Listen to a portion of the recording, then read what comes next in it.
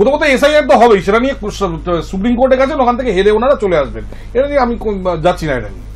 কিন্তু এসআইআর হোক আর না হোক, আমরা ভারতবর্ষ থেকে এই বাংলাদেশি অনুপ্রবেশকারী এবং রোহিঙ্গাদের ডিপোর্ট করতে বদ্ধপরিকর, এবং আমরা করবই।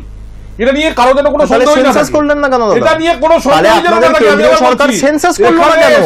আমি বলছি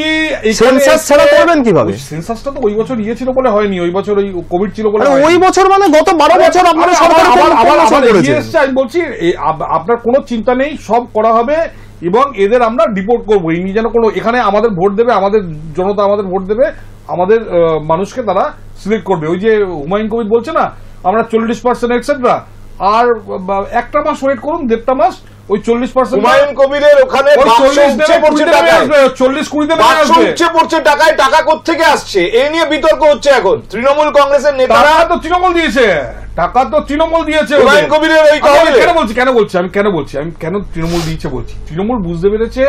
দেখুন 1996 সালে কি ঘটেছিল, কংগ্রেস যখন বুঝতে পারছে কংগ্রেস হেরে যাবে, কংগ্রেস ওদের সব নেতাদের সব জনতা দলে পাঠিয়ে দিয়েছিল, চিদম্বরম, তারপর আপনার মাধবরাও সিন্ধিয়া, অর্জুন সিং, নারায়ণ দত্ত তিওয়ারি, এরা করলো কি বিরোধী হয়ে জিতে আবার এসে আবার সেই কংগ্রেসের সাপোর্টে একটা গভর্নমেন্ট তৈরি করলো। এখানেও সেই সেম জিনিস করা হচ্ছে, হুমায়ুন কবিরকে দিয়ে নিজেদের কিছু লোককে দিয়ে ওখানে জিতিয়ে দেওয়ার ব্যবস্থা করা হবে।